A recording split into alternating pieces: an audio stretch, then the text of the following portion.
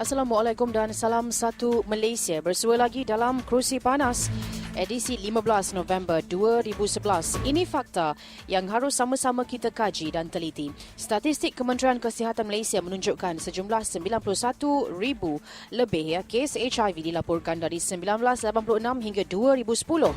70% daripada jangkitan HIV dilaporkan adalah dalam kalangan pengguna dadah secara suntikan.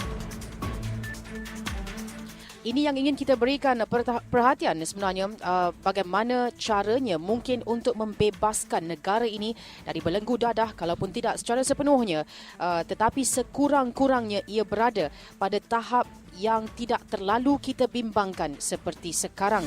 Majlis AIDS Malaysia berpendapat polisi baru yang lebih berperi kemanusiaan dan berkesan terhadap penyalahgunaan dadah perlu diwujudkan dan tidak melalui hukuman semata-mata, di mana undang-undang yang ada ketika ini menyabitkan pengguna dadah sebagai penjenayah yang mesti dijatuhi hukuman berat, dan MAM berpendapat pendekatan memulih adalah lebih baik daripada menghukum. Jadi apa yang dicadangkan, disaran oleh MAM ialah pembaharuan undang-undang berkaitan penyalahgunaan dadah bagi mengurangkan stigma, diskriminasi dan peminggiran golongan berkenaan. Bercakap tentang ini, kita bersama dengan Tan Sri Muhammad Zaman Khan, Presiden Majlis AIDS Malaysia di Kerusi Panas. Kajian semula ke atas dasar dadah negara. Tan Sri, apa khabar Tan Sri? Khabar baik, terima kasih. Terima kasih kerana bersama kami hari ini. Lama tidak mendengar khabar Tan Sri dan kini menerajui Majlis AIDS Malaysia. Dan Tan Sri mengatakan bahawa dasar yang ada sekarang dalam negara tidak memadai untuk memulihkan pengguna dadah sehingga ia perlu dikaji semula. Bahagian mana yang tidak cukup itu? Dia dasar kajian kita, dasar dadah di negara kita ini, kita ada satu paradigm, iaitu kita kata zero tolerance. Maknanya kita tidak mengizinkan penggunaan dadah di negara kita. Tidak ada kompromi langsung. Tidak ada kompromi langsung kalau zero tolerance. Tetapi kita mesti peka kepada keadaan sebenarnya, bahawa tidak nak mengatakan zero tolerance itu tak mungkin tercapai. Kita kata Malaysia menjadi bebas daripada dadah dalam pada tahun 2015. Jadi hanya 3 tahun lagi. Di mana kedudukan kita sekarang, tak mungkin kita dapat capai itu. Malahan keadaan dadah makin menjadi buruk. Belum kita dapat atasi keadaan dadah heroin dan morfin ini, bermacam-macam dadah kimia yang lain, iaitu designer drug seperti ecstasy dan sebagainya telah muncul. Dan kalau kita dengar dalam TV, dalam paper hari ini pun, kejayaan PDRM narkotik merampas sampai dadah yang bernilai sampai 20 juta duit kita pun. Maknanya kemasukan dadah ke negara itu makin hebat. Jadi dasar kajian, dasar kita, dasar polisi kita, dasar dadah kita haruslah tune fine kepada pemulihan mereka-mereka yang mengguna dadah, supaya mereka ni dapat diberi rawatan, semoga boleh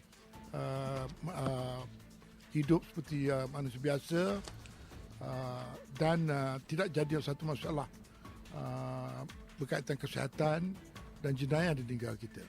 Jadi pendek kata, Tan Sri berpendapat bahawa apa yang kita lakukan sejak tahun 70-an sebenarnya dalam memerangi dadah di negara kita tidak berjaya.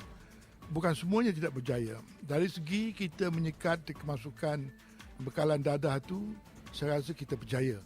Sungguh pun orang kata kejayaan kita merampas tu, jumlah yang kita rampas tu semata tip of the iceberg. Jadi di atas kecil, di bawah besar lagi. Mungkin betul. Tetapi dari segi pemulihan kita gagal. Kejayaan kita tidak sebegitu berkesan sekali. Kerana kita menekankan kepada hukuman, mereka kalau didapati pengguna dadah dihukum penjara dan sebagainya. Dan kalau tidak di penjara pun dia ada ke satu pusat pemulihan secara paksaan dan sebagainya. Tapi dalam kajian-kajian yang dibuat di seluruh dunia lah, di negara maju, kita kena tukar paradigm kita. Kita tak boleh anggap mereka ni sebagai penjenayah. Pengguna dadah mestilah dipandang sebagai satu golongan pesakit yang memerlukan rawatan yang lebih berperi kemanusiaan. Jadi maknanya, misalnya sekarang katalah, kerajaan dalam membendung jangkitan virus HIV di negara kita. Salah satu daripada punca penjangkitan yang tertinggi di negara kita ialah di kalangan pengguna-pengguna dadah yang menyunting. Jadi apabila mereka ni berkongsi jarum yang kotor, yang decontaminated, maka jangkitan virus itu berlaku. Jadi kita bekalkan jarum supaya mereka tidak berkongsi. Tetapi mereka mesti menggunakan dadah juga. Jadi kalau mereka dikesat, ditangkap, dipenjara dan sebagainya, maka lumpuhlah usaha-usaha kita untuk mencegah. Mereka akan takut nak keluar untuk mendapat jarum dan sebagainya. Jadi kita harapkan undang-undang akan diwujudkan satu masa nanti supaya mereka-mereka yang dianggap sebagai pesakit ini diizinkan memiliki sedikit dadah untuk kegunaan harian dia. Sebagaimana berlaku di negeri Portugal yang kita baru lawati. Di sana pun possession of dadah tu mesti ada kesalahan. Sejauh mana Tan Sri sesuainya kita mengambil contoh negara-negara ini sebagai model, negara-negara luar, adakah kita memang punya tahap perundangan terhadap dadah sama seperti mereka dan juga tahap pemikiran masyarakat sama seperti mereka? Tidak, saya rasa itu salah satu anggapan. Kita tidak mahu persamaan betul-betul lah. Kita mahu ambil, kata orang kata, ambil yang jenis, buang yang keruh. Misalnya di Portugal ini penagih-penagih yang tak boleh tukar kepada cara lain, cara pemulihan lain seperti methadone maintenance therapy. Dia dibenarkan menggunakan dadah, heroin dan morfin dan juga kokain. Dan oleh sebab dia tu pesakit, dia dibenarkan 1 gram untuk 10 hari dan sebagainya. Jadi tidak menjadi kesalahan. Jadi kalau kita memiliki 1 gram dan tidak melakukan jenayah, maka pihak polis tidak menangkap mereka, tidak menahan mereka. Malah ini akan mengizinkan polis menggunakan tenaga dia kepada menyekat kemasukan dadah yang besar. Okey, baik. Jadi apabila Tan Sri mewakili MAM menyarankan ataupun bersetuju bahawa dasar dadah dikaji semula dan kemudian dilakukan perubahan adalah untuk membolehkan penagih-penagih ini mendapat rawatan secara pemulihan. Begitu? Secara pemulihan dan untuk menyekat jangkitan virus HIV/AIDS yang sangat-sangat menjadi di negara kita ini. Jadi antara yang dicadangkan adalah penggunaan metadon contohnya. Metadon, ya. Okey, ini perkara yang baru Tan Sri bagi masyarakat Malaysia. Saya sendiri generasi 80-an membesar dengan percaya bahawa penyalahgunaan dadah sesuatu yang sangat jijik, yang tidak mahu kita dekati langsung. Ini pandangan dari kecil sampai ke besar. Jadi sekarang ini kita harus ataupun kita ingin menerima pula bahawa mereka yang menggunakan dadah, menyalahgunakan dadah dianggap sebagai pesakit, bukan penjenayah. Begitu Tan Sri? Kita terima mereka sebagai pesakit. Bukan kita menggalakkan penggunaan dadah.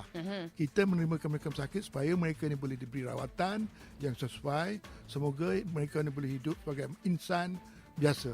Tidak dihina-hinakan, tidak disingkirkan dan sebagainya. Sama, Tan Sri, sama juga. Apabila disebut bahawa kalau kita tidak menyifatkan mereka sebagai penjenayah, sebagai seseorang yang melakukan kesalahan, mereka ialah pesakit. Jadi kita galakkan mereka gunakan jarum yang berbeza supaya tidak mendapat jangkitan HIV/AIDS dan sebagainya. Ia seolah-olah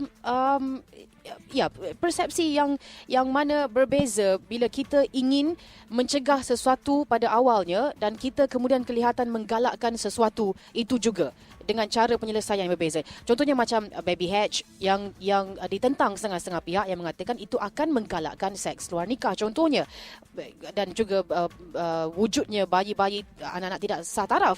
Jadi sama juga seperti ini, saya kira kelihatannya begitu. Tidak, dia sebenarnya pencegahanlah yang penting. Tetapi apabila pencegahan gagal, maka kita kena ada satu langkah-langkah untuk membantu mereka ini. Jadi dia manusia biasa. Dia ada nasib dia malang. Janganlah kita menimpakan mereka dengan lebih malang. Mengapa nasibnya malang? Tan Sri kata nasib mereka malang. Kenapa? Sebab mereka ni terlibat dengan dadah. Jadi itu nasib, bukan kerana keinginan mereka yang salah, yang orang lain tidak buat kerana ada peraturan. Memang itu betul. Tetapi mau tak mau dalam satu masyarakat itu ada mereka yang membuat langkah yang salah. Mereka, kepada saya, pengguna dadah ini memang telah membuat langkah yang salah. Sebelum-belumnya mereka tidak terjebak dengan penggunaan dadah dan sebagainya. Tetapi apabila mereka tercepat, kita mestilah tolong mereka supaya mereka ni boleh dipulih. Boleh hidup sebagai manusia biasa dan sebagainya. Tidak distigmatize, tidak dihinakan, tidak disingkirkan dan sebagainya. Jadi ada kaedahnya. Selain daripada kita membekal jarum dan sebagainya, kita menggalakkan mereka ni bertukar kepada methadone maintenance terapi, iaitu penggunaan methadone yang telah dibuktikan sangat berjaya di merata-rata dunia. Malah di negara kita pun setelah sejak 10 tahun, hampir 10 tahun kita mengamalkan methadone, ada menunjukkan kejayaan. Dan ini adalah kenyataan mereka-mereka yang terlibat, yang berpindah kepada methadone. Oleh sebab methadone dibekal secara percuma oleh kerajaan, dan mereka tu boleh hidup biasa asalkan mereka dapat dos dia tiap-tiap hari, dan mereka boleh bekerja. Apabila dapat bekerja, mereka bukan dapat bekerja saja, mereka diselamatkan daripada dijangkiti oleh virus HIV dan sebagainya. Kesihatan mereka bagus, maka kita akan saving lah duit dalam rawatan. Dan selain daripada itu juga, mereka dapat bekerja. Kurang-kurangnya mereka dapat membela diri dia sendiri. Kalau tidak menjaga anak bini dan sebagainya. Okey. Dan usaha menggunakan rawatan metadon ini sejak bila dimulakan, Tan Sri? Dan adakah ia telah menjadi satu amalan kepada agensi kerajaan yang memang dipertanggungjawabkan seperti AADK? Saya dipahamkan metadon maintenance therapy ini dimulakan dalam tahun 2005 dan telah begitu berjaya. Malahan metadone maintenance therapy telah dicuba di sebuah penjara iaitu penjara Jepun dalam 2 tahun dulu, dan oleh sebab kejayaan penerimaan itu baik di kalangan banduan yang menggunakan dadah, maka telah diamalkan di banyak penjara. Sekarang dah 19 penjara telah mengamalkan metadone maintenance therapy. Dan bukan itu, dan daripada perbualan saya dengan pegawai-pegawai penjara, kepulangan bekas-bekas banduan yang dulu terlibat dengan penggunaan dadah ni berkurangan. Mereka tidak lagi melakukan kesalahan dan sebagainya. Okey, metadon itu sendiri asalnya bukan untuk tujuan ini. Ia adalah sejenis dadah. Memang metadon ini adalah sejenis dadah yang digunakan untuk merawat mereka-mereka yang cedera dalam Perang Dunia Pertama dulu lagi pun. Tetapi metadon telah membuktikan bahawa sesiapa yang menjadi pengguna dadah yang pindah kepada metadon, dia boleh bekerja, hidup seperti biasa. Boleh mengawal dirinya. Baik. Tan Sri, kita akan sambung sebentar lagi. 0326927939 adalah talian kami, dan di kerusi panas ialah Tan Sri Muhammad Zaman Khan, Presiden Majlis AIDS Malaysia, bercakap tentang kajian semula ke atas dasar dadah negara. Boleh terus hubungi 0326927939 ataupun di facebook.com/bernama Radio 24 Kelima Utama.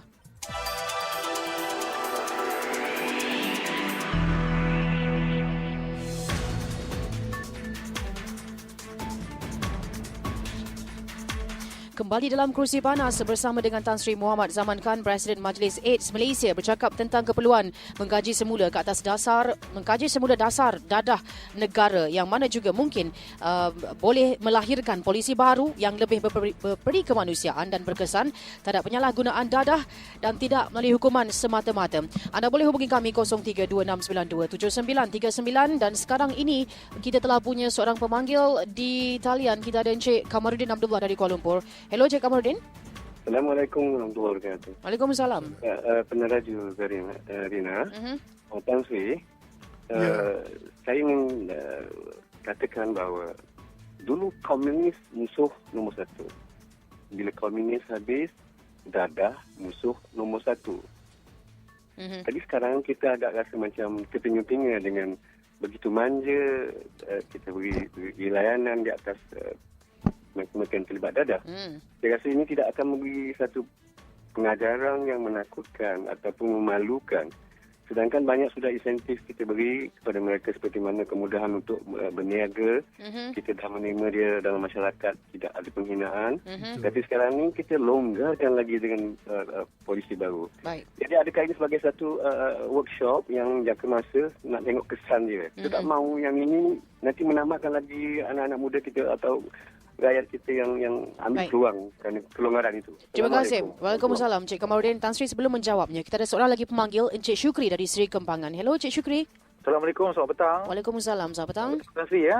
Saya ada 2 soalan saja. Soalan pertama, terapi cara metadon yang Tan Sri cakap tadi. Sebab pada saya, setiap orang ketagihan mereka berbeza. Ikut jenis-jenis dadah. Adakah metadon ni boleh cover untuk setiap orang tu sebab ketagihan ikut berbeza. Dan soalan kedua, kaedah pemulihan sampai sekarang kita masih pada saya mungkin masih lagi kurang berjaya. Mungkin maknanya lepas pusat pemulihan mereka keluar mungkin mereka ketagih balik.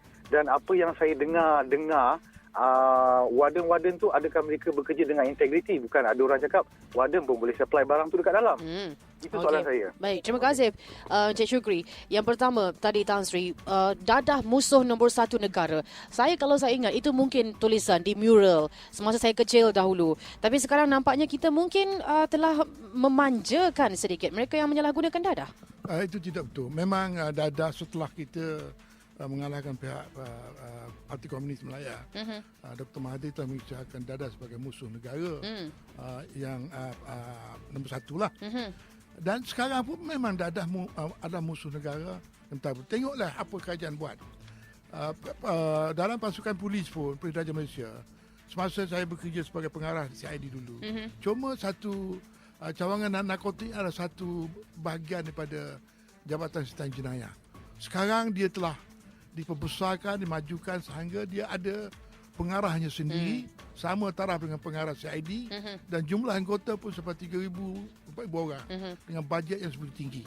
Begitu juga ADK telah pun diperbesarkan untuk memerangi masalah dadah. Ya. Jadi pihak polis akan cuba saya payah bertugas dengan sungguh-sungguh untuk menyekat kemasukan dadah daripada luar. Tetapi dengan pengguna dadah, kita bukan bermanja-manjakan. Kita nak membantu dia sakit. Dia rakyat kita. Usaha-usaha pemulihan di masa lepas gagal. Jadi, maukah kita teruskan dengan sesuatu yang tak betul?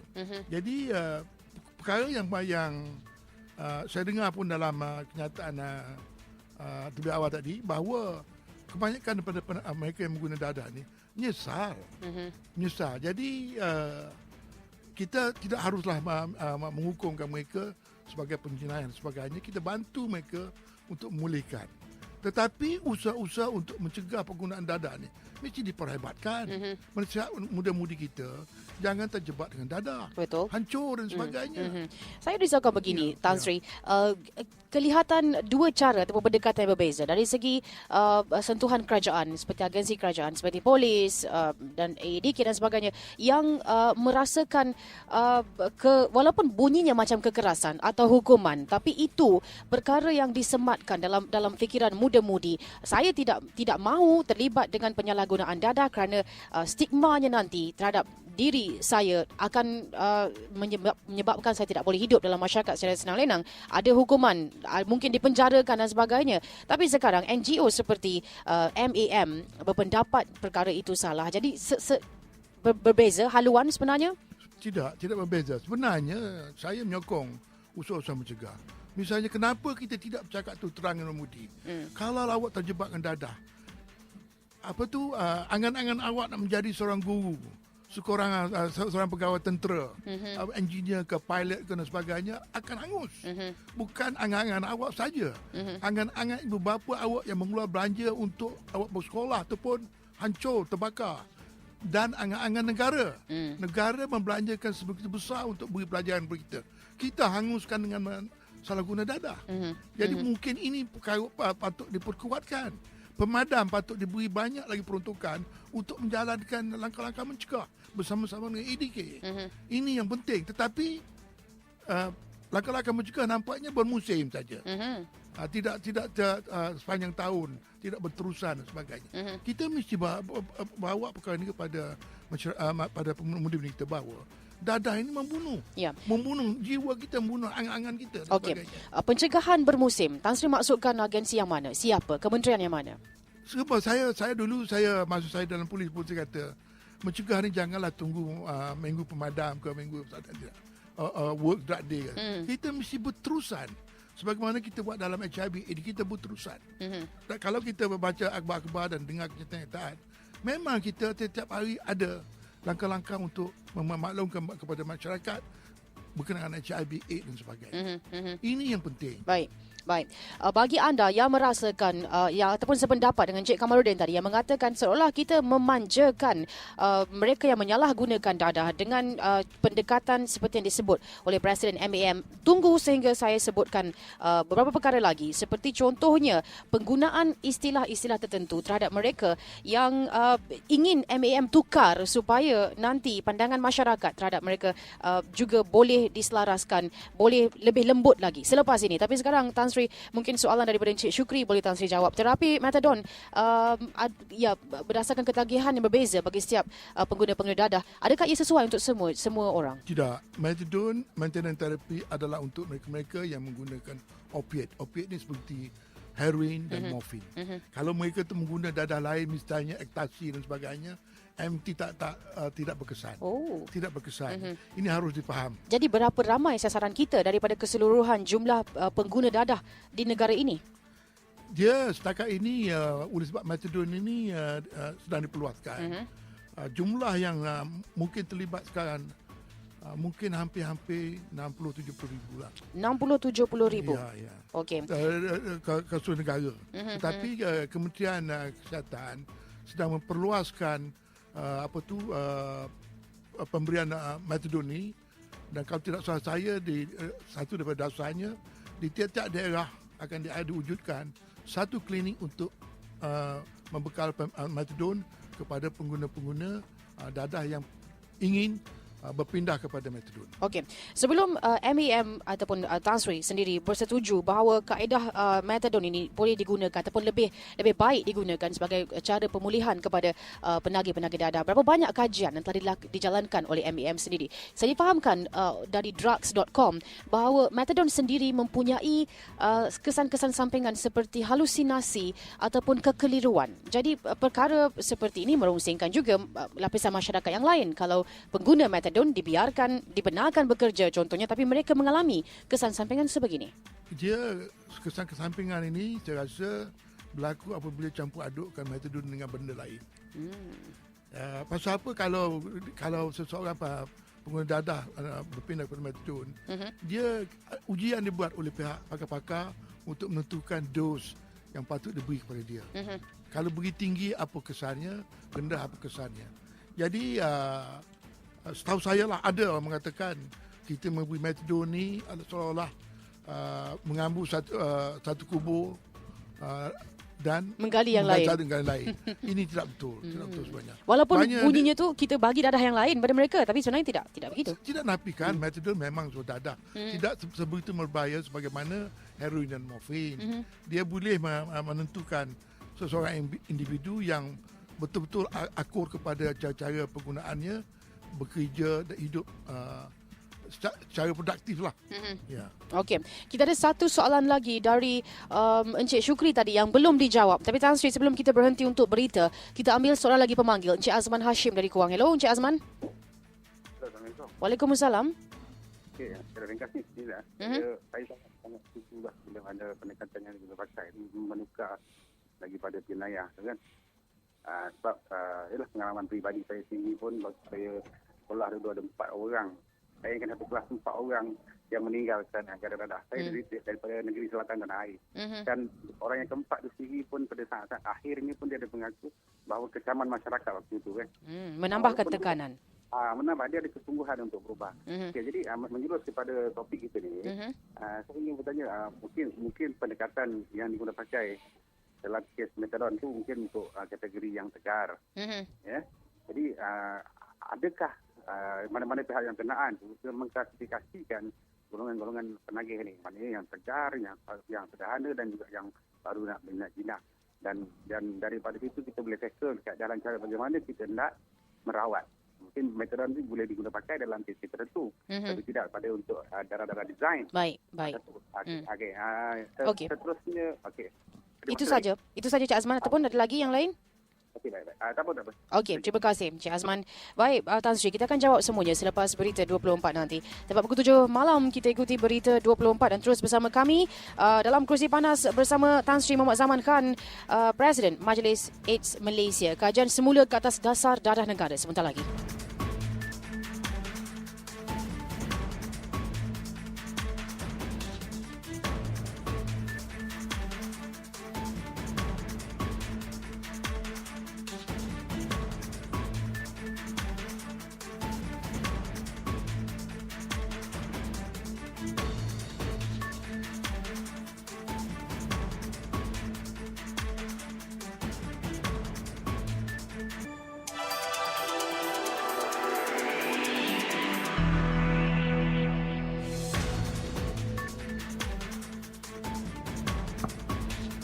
Kembali dalam Kerusi Panas, Tan Sri Mohamad Zaman Khan, Presiden Majlis AIDS Malaysia bercakap tentang kajian semula ke atas dasar dadah negara.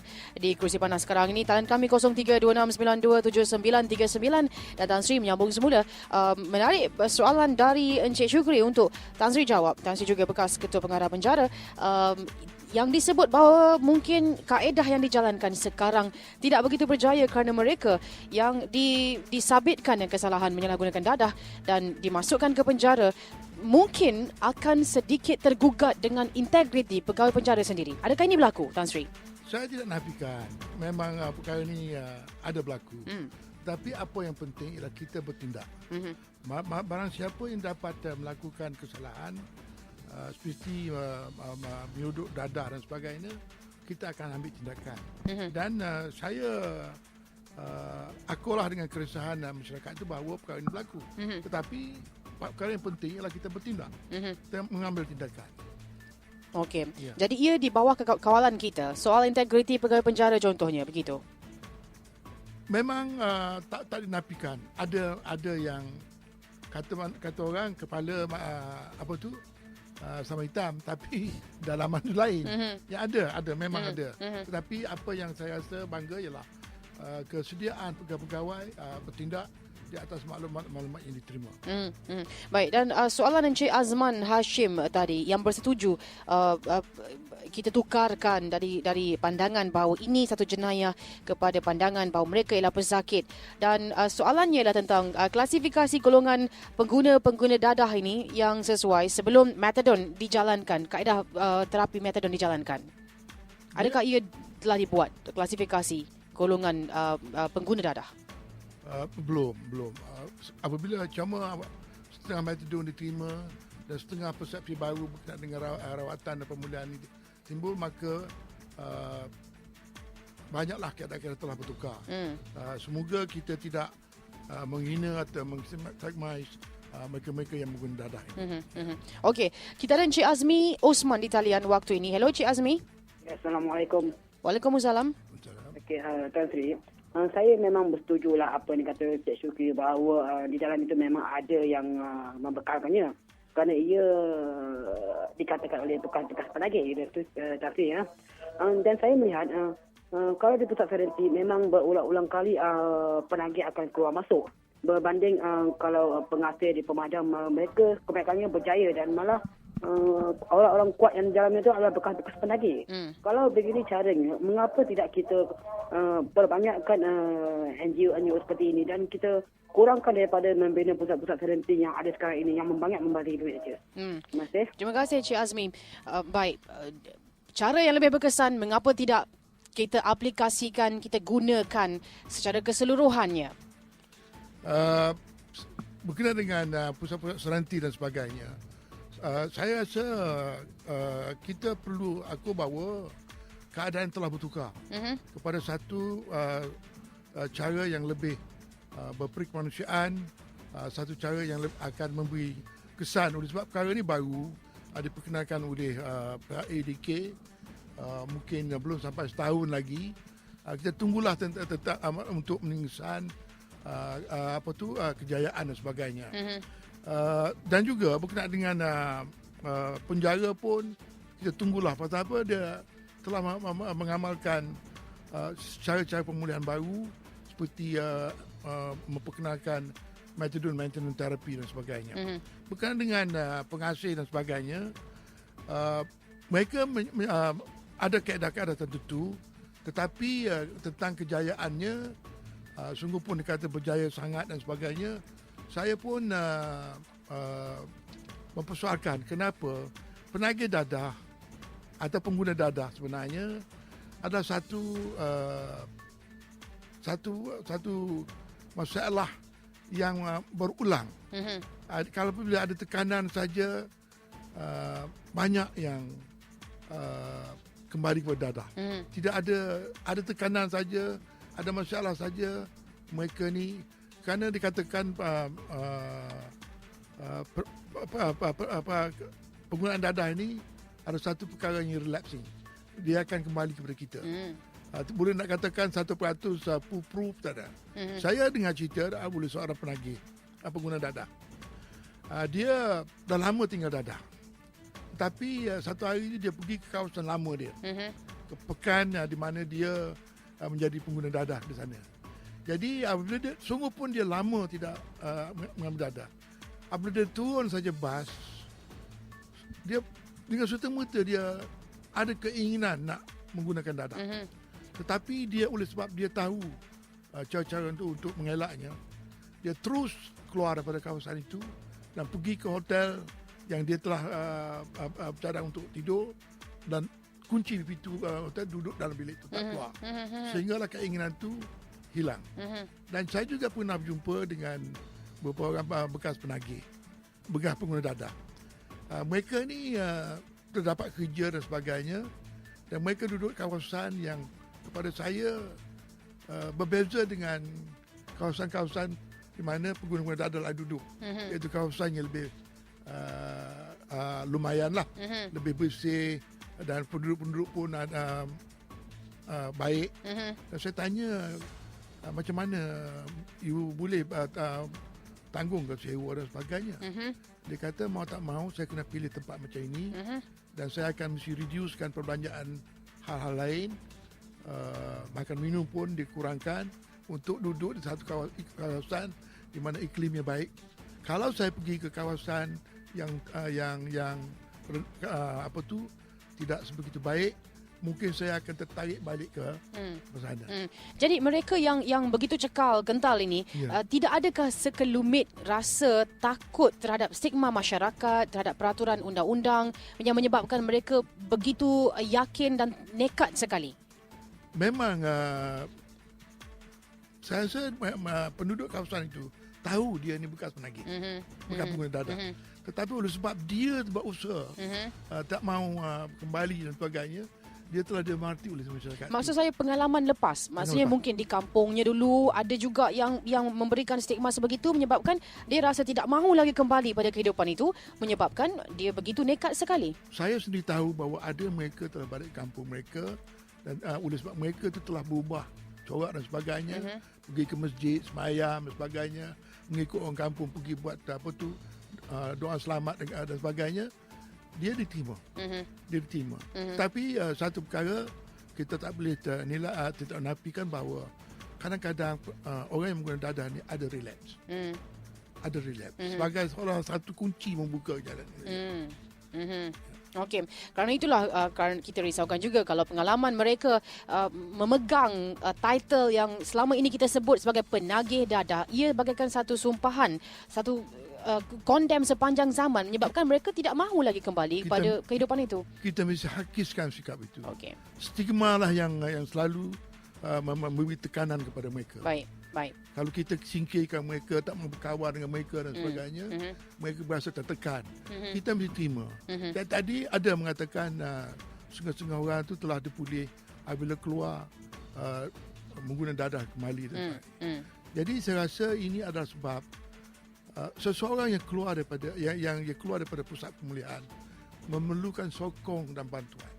Mereka memerlukan simpati pada keluarga dia dan masyarakat dia. Dia jangan disingkirkan. Jangan kita kata itu bekas penagih dan sebagainya. Jangan campur dan sebagainya. Kita kena elakkan. Ini yang tidak diterima oleh setengah-setengah pengguna dadah menyebabkan mereka kembali semula. Baik, Tan Sri, kita ada pemanggil di talian Encik Sarifuddin Udin yang lama menunggu. Hello Encik Sarifuddin. Hello, Assalamualaikum Rina. Waalaikumsalam. Aduh, tak apalah Rina. Lama-lama pun tak apalah. Sebab susah nak tembus ni. Okey, Ya. selamat petang Rina dan Assalamualaikum dan selamat petang juga Tan Sri Zaman. Waalaikumsalam. Okey, ni saya ada 4 soalan ringkas. Okey, Ya. yang pertama. Okey, soalan pertama saya, dari pemahaman Tan Sri. Okey, apakah sebab seorang itu mengambil dadah? Adakah terikut-ikut dengan kawan-kawan? Ataupun dianiaya? Kan? Macam letak dadah dalam air dia. Ataupun nak aniayakan dia. Atau ketiga, sekadar ingin mencuba. Ataupun keempat, sudah menjadi lifestyle kehidupan moden ni. Sebab kalau tak ambil dadah ekstasi, orang cakap lah, kau ni tak kelas lah. Itu yang pertama. Okey, soalan kedua. Adakah Tan Sri bersetuju dengan kata-kata mula-mula hisap bokok, lama-lama hisap dadah? Boleh Tan Sri ulaskan dengan kata-kata ni? Okey. Yang ketiga, adakah mereka yang terlibat dengan dadah ini masa depan jadi gelap? Kerana apa yang Tan Sri cakap lepas dah keluar, orang semua, orang kampung lah, banyak orang kampung pulau kan, satu. Yang kedua, nak kerja, majikan akan telefon agensi semua, nanti ni hisap dadah, blacklist terus. Tak boleh. Memang masa depan tu bagi saya cadangan, jangan listedkan siapa yang ambil dadah ni. Sebab apa, kalau hisap dadah dengan banduan, memang otomatik tak boleh kerja. Nak kerja guard pun tak boleh.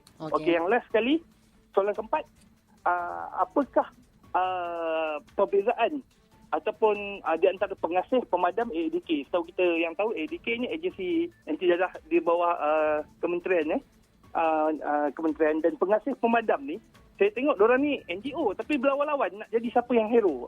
Boleh ni banyak sangat NGO yang dadah ni, kenapa tak combine ke satu? Boleh minta Tan Sri ulaskan. Terima kasih, Assalamualaikum. Cik Saifuddin. Waalaikumsalam. Banyak soalannya, Tan Sri. Pertama sekali, pemahaman Tan Sri sendiri, adakah sebab-sebabnya ikut kawan ataupun mahu mencuba ataupun diperdaya ataupun trend sekarang ini?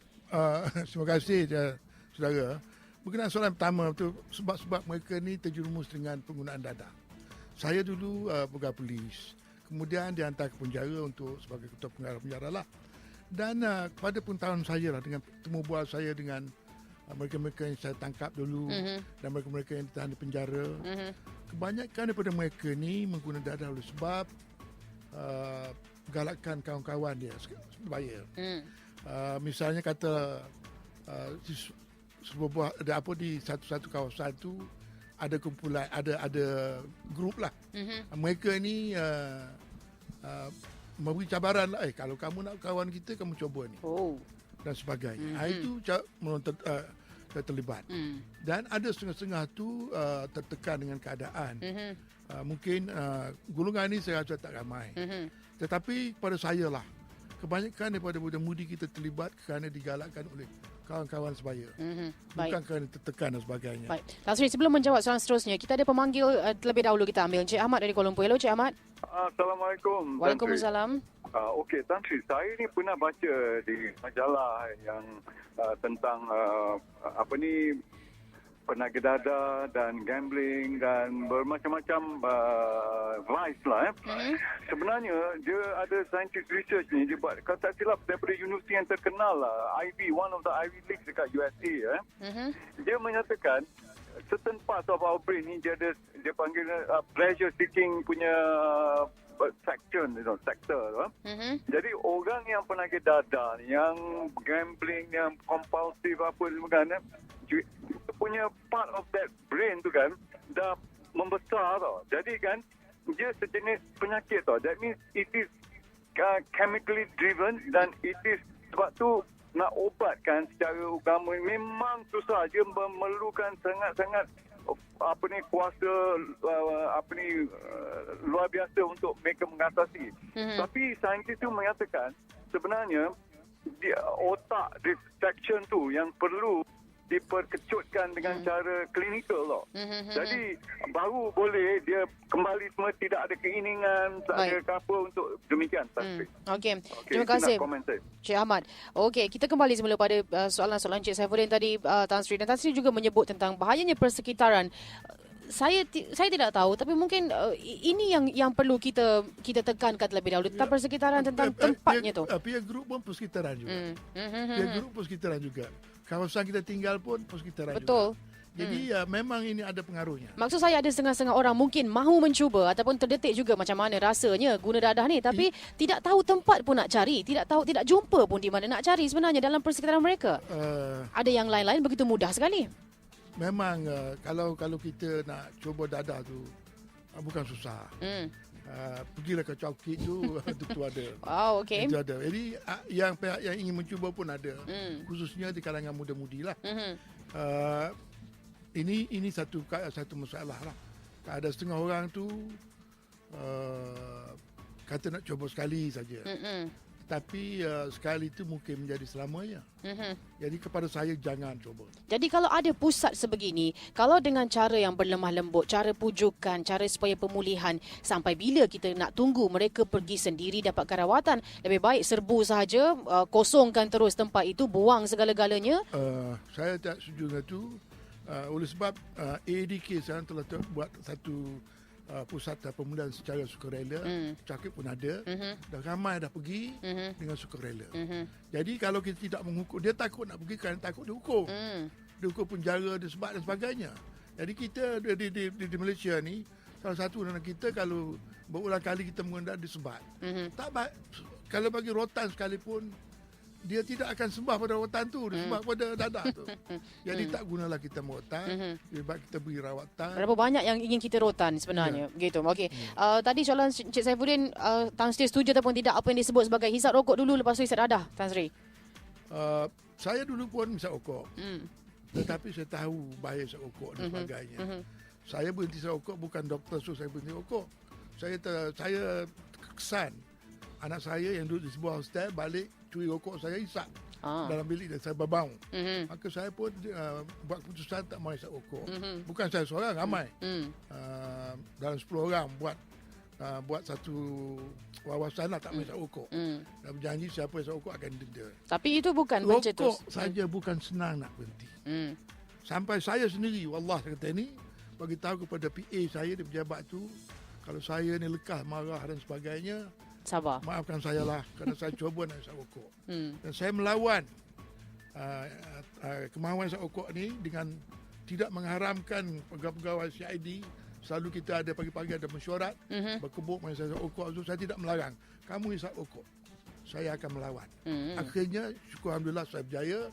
Sejak tahun 78 sampai sekarang saya tidak merokok. Wow. Baik. Jadi susah.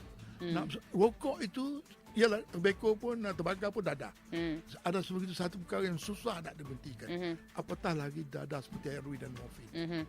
Tapi kalau katakan hisap rokok dulu lepas tu mungkin boleh membawa kepada penagihan dadah. Itu terpulang kepada individu.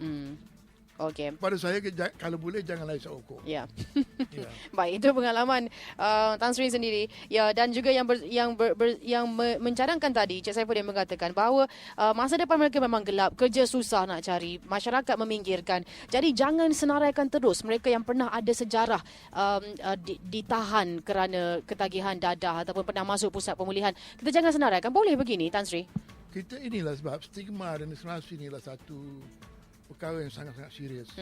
Apabila kita menyoteng muka mereka dengan label-label ini bekas pengguna dadah dan sebagainya, mereka tidak akan dapat tampil ke hadapan untuk mencari nafkah dan sebagainya. Jadi apabila mereka tidak dapat mencari pekerjaan, dia memang jadi satu tekanan kepada jiwa pada dia. Mereka akan balik kepada dadah juga. Jadi ini satu perkara masyarakat mesti faham. Cuba hakiskanlah. Tapi kalau kita tak senaraikan boleh ataupun tidak? Saya kira kalau majikan mungkin mereka memang ingin tahu, rakan sekerja ingin tahu bahawa rakan sekerja mereka yang lain ini memang ada latar belakangnya bagaimana, belajar di mana dan semuanya. Dan kita ingin tahu juga mereka pernah ataupun tidak terlibat dengan perkara sebegini. Kita berharapkan satu masa akan datang kita tidak akan mementingkan perkara ini. Jadi kalau kita korek, tahu tentu orang tak bagi kerja pada kita. Jadi kita haruslah jangan beri penekanan saja. Apa yang penting kita mesti bersimpati, beri peluang. Manusia harus diberi second chance. Itu mustahak saya. Baik. Kita ada Encik Rizwan Hashim dari Pandan Indah di talian. Hello Encik Rizwan.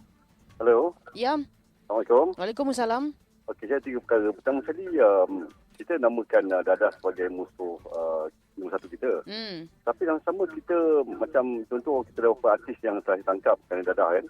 Tapi kita masih membenarkan mereka buat persembahan di radio, di TV dan sebagainya kan. Jadi saya rasa agak conflicting kan. Itu yang pertama. Yang kedua saya nak tahu adakah efektif kita menghukum mati mandatory kepada pesalah pengedar dadah yang membawa dadah lebih sekian banyak kan. Okey. Saya tak sama ada efektif ke tidak. Okey. Dan pada saya kalau hanya penjenayah yang melakukan pembunuhan saja patut dibalas bunuh. Tapi saya tak tahu kenapa dadah dibalas bunuh, dibunuh sajalah. Okey. Dan sebab kita masih lagi sekarang menjadi transit dadah antara transit dadah di Malaysia ni kan. Kalau bunuh efektif, sure kita tak ada transit dadah kan. Okey. Yang ketiga tentang Pisat Senti. Kalau kita lihat komposisi di Pisat Senti ni, majoriti adalah orang Melayu. Dan amat sedikit sebenarnya India dan hampir setengah-setengah persenti hampir tadi langsung Cina. Pada saya kita kena mungkin dapatkan macam mana tindakan orang bangsa Cina bagi mengelakkan daripada orang Cina terlibatkan dadah. Mungkin kita boleh belajar daripada mereka. Baik. Terima kasih Cik Rizwan. Banyak soalan yang belum dijawab mungkin daripada Encik Saifuddin. Pengasih AADK dan pemadam, apa bezanya Tan Sri? Pengasih adalah satu badan NGO yang mementingkan pemulihan. Dan mereka tu bukan saja setakat membuat pemulihan, mereka cuba membantu mereka ini melakukan sesuatu. Pengasih ada bisnes pun. Dia membantu orang dia. Jadi apabila mereka nak ada kerja dan sebagainya, sudah tentu mereka tak mahu pulang kepada perkara yang menyiksa diri mereka tu. Ya. Jadi berkenaan dengan pemadam. Pemadam sebenarnya adalah badan ditubuhkan oleh kerajaan sebagai NGO untuk melakukan kegiatan-kegiatan mencegah seperti memberi syarahan, penerangan kepada masyarakat dan sebagainya. Ini patut diperhebatkan. Jadi dan yang ketiga tadi dia kata AADK. AADK pun sebenarnya ada satu agensi yang diberi kuasa sama dengan polis. Tetapi yang lebih berat pada mereka sekarang lah, mereka mementingkan pemulihan. Tidak lagi mereka tu galakkan kaki tangannya membuat serbuan dan sebagainya. Adakah keperluan NGO anti dadah ini kita gabungkan dalam satu payung sahaja supaya tidak banyak sangat? Ataupun tidak ada masalah pun kalau banyak pun? Tidak ada masalah. Kerana macam pengasih, saya puji pengasih. Pengasih berjaya. Bukan pengasih saja, kalau di Pahang tu ada DIC Pahang, dia pun buat pemulihan berjaya juga. Tetapi cara-cara pemulihannya berbeza. Dan kita kalau boleh tak mahu kekerasan digunakan kepada mereka. Tak mahu. Kita mahu mereka dilayan dengan perikemanusiaan supaya mereka tak diseksa. Baik, baik. Tan Sri, dari perbualan kita kelihatan bahawa satu lagi sudut ataupun sisi dari perjuangan hak asasi terhadap kemanusiaan diperjuangkan menerusi ini. Jadi ada juga yang bertanya tadi, Encik Rizwan yang bertanya, masih efektifkah, masih relevankah sebenarnya kita menguatkuasakan undang-undang yang begitu ketat sekali? Malaysia antara negara yang begitu ketat sekali dalam perundangannya untuk membasmi kegiatan pengedaran dadah iaitu dengan hukuman mati. Jadi masih lagi perlu perkara ini ataupun dari kepercayaan hak asasi mereka kata tidak boleh manusia lain membunuh manusia lain. Memang itu satu declaration human right lah. Kita tak boleh membunuh dan sebagainya. Dan saya percaya kerajaan Malaysia pun menandatangani satu agreement lah supaya tidak menjalankan hukum mati dan sebagainya. Tapi kita menyalahkan berkenaan dadah. Saya sendiri pun dulu terlibat perkara ini. Mahu hukuman mati kerana apa? Mereka pengedar dadah ni membunuh jiwa, membunuh budak, anak muda kita dan sebagainya. Harapan, cita-cita, ambition dan sebagainya. Ya. Patut hukum. Tetapi hukuman mati dikenakan tak juga orang mereka masih bawa dadah. Jadi dalam berita saudara kita menyatakan sampai 14 kilogram heroin dia ditangkap dan sebagainya. Mereka tak takut. Kenapa? Manusia ni tamak. Semacam semut dengan gula-gula lah manisan. Sungguh pun tahu bahaya dia pergi juga. Jadi sekarang ini Tan Sri mungkin mencadangkan bahawa kita tidak ada hukuman sampai hukuman mati kepada penjenayah. Tidak berjaya. Tidak berjaya. Ini bukankah nampak seolah-olah kita mengalah kepada mereka? Tidak mengalah. Kita tidak mengalah. Sebenarnya kita tidak mahu mengambil manusia, jangan mengambil nyawa manusia lain. Masa saya di penjara pun, sungguh pun saya pergi melihat mereka-mereka yang kena rotan dan sebagainya, kepada apa mereka yang akan digantung kerana dadah dan sebagainya, saya tidak pergi. Baik. Tan Sri, kita minta sambung sedikit lagi untuk beberapa soalan yang masih lagi belum dapat dijawab selepas 5 utama yang ini.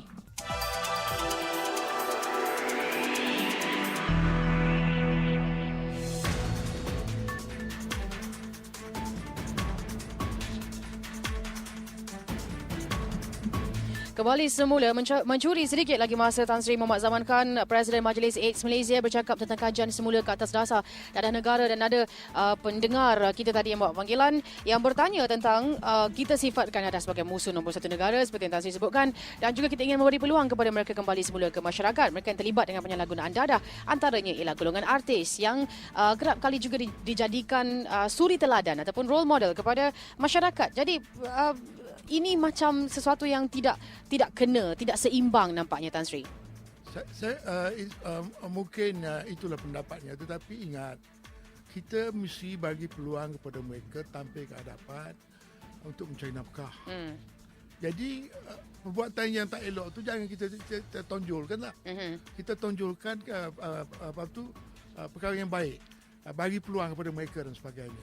Memang saya tak setuju kalau kita beri iktiraf kepada mereka kerana mereka menggunakan dadah. Tidak. Kita bagi pengiktiraf kerana mereka tu suaranya bagus ke, cara dia acting bagus dan sebagainya. Okey. Dan satu lagi ialah tentang berkenaan dengan bangsa Melayu mungkin yang paling ramai. Benar begitu, Tan Sri? Memang benar, kalau kita pergi ke penjara boleh dikatakan jumlah kaum Melayu yang menggunakan dadah itu sangat tinggi. Tetapi ada tidak benar mengatakan orang India tak menggunakan dadah ataupun Cina tak menggunakan dadah. Banyak. Ramai juga, tetapi peratusannya tak begitu tinggi.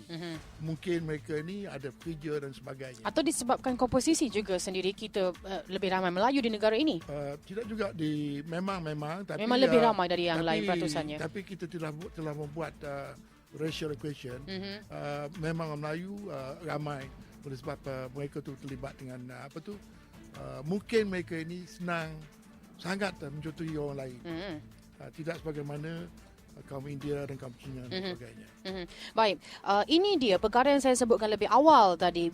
Semasa pemanggil kita mengatakan bahawa tindakan memberi peluang ini seolah memanjakan mereka yang menyalahgunakan dadah. Okey, antara lain MAM juga menggalakkan supaya selepas ini masyarakat, tahun ini bermula Tan Sri, menggalakkan masyarakat menggunakan istilah-istilah yang tepat kepada setengah-setengah perkara yang terlibat seperti dalam dari segi ataupun konteks HIV AIDS ataupun dadah, dan juga seperti pekerja seks. Jadi kalau anda perasan sepanjang perbualan kita banyak menggunakan pengguna dadah. Kerana itu yang dinasihatkan oleh MAM supaya tidak lagi digunakan penagih dadah. Kita gunakan pengguna dadah.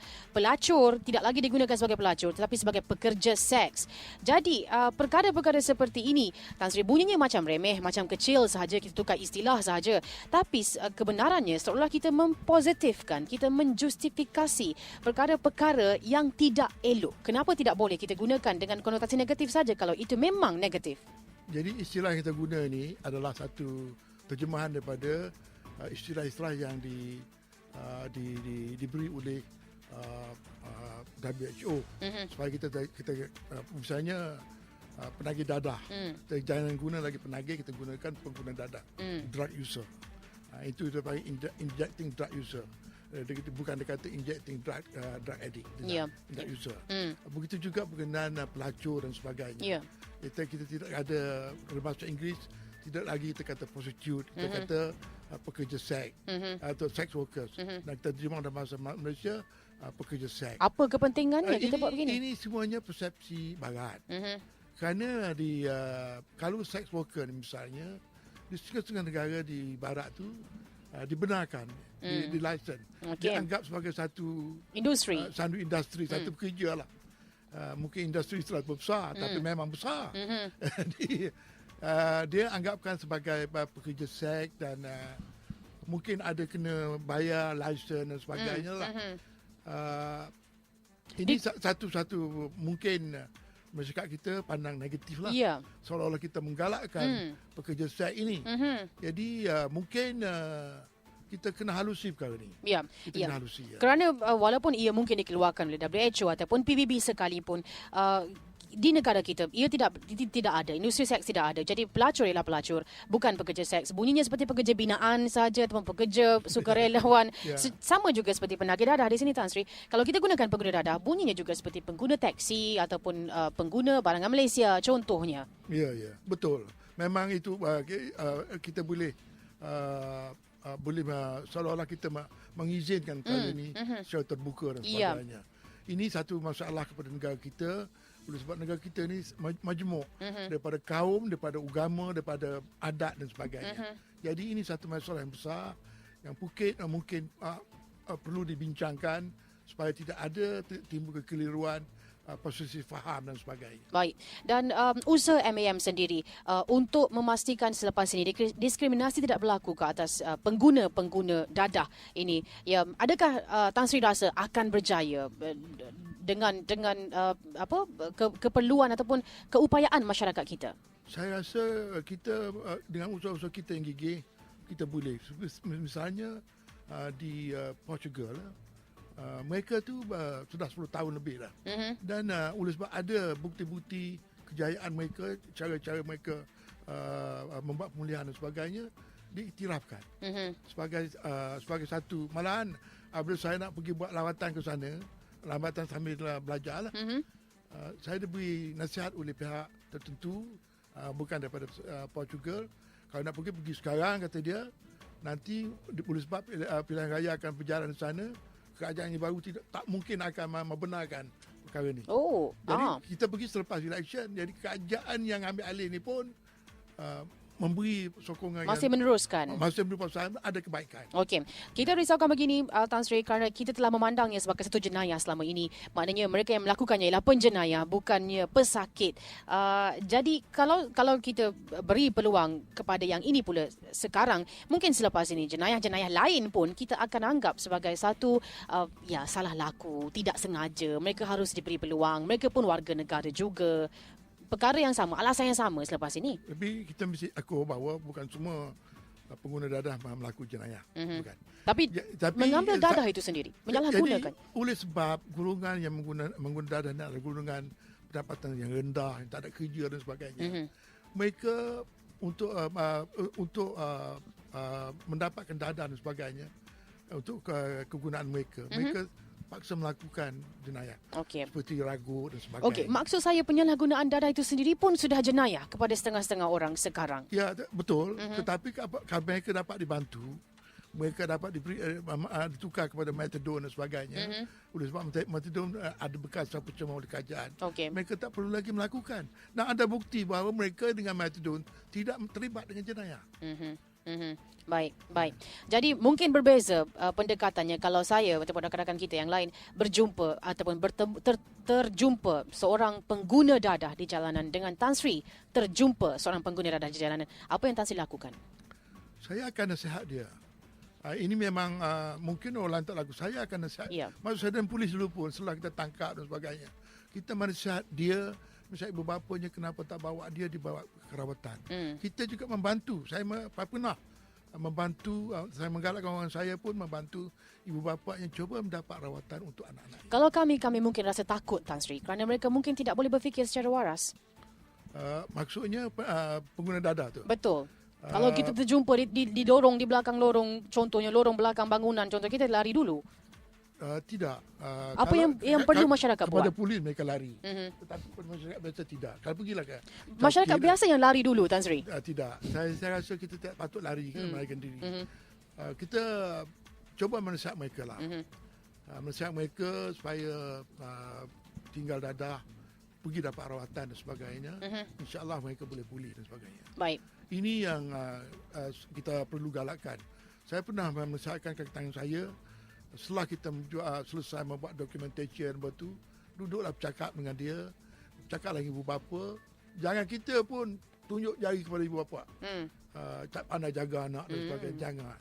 Kita patut menasihat ibu bapa tu supaya anak-anak ni dibawa untuk dibuat pemulihan dan sebagainya. Baik. Beri harapan. Baik. Ini sangat mustahak. Itu nasihat Majlis AIDS Malaysia menerusi Presidennya Tan Sri Mohamad Zaman Khan yang bersama kita dalam Kerusi Panas untuk mengasuh ataupun mendidik masyarakat mendepani pengguna-pengguna dadah secara yang berbeza daripada yang selama ini kita lakukan, yang sekarang mungkin boleh disifatkan sebagai diskriminasi kerana juga atas dasar 70% daripada jangkitan HIV dilaporkan di negara kita adalah dalam kalangan pengguna dadah secara suntikan. Terima kasih Tan Sri kerana bersama kami hari ini. Terima kasih. Tan Sri Mohamad Zaman Khan, Presiden Majlis AIDS Malaysia, terus bersama kami di Bernama Radio 24. Kursi Panas berakhir di sini. Saya Wan Syarina, mewakili penerbit Marcus Lim. Anda sedang mendengar Bernama Radio 24.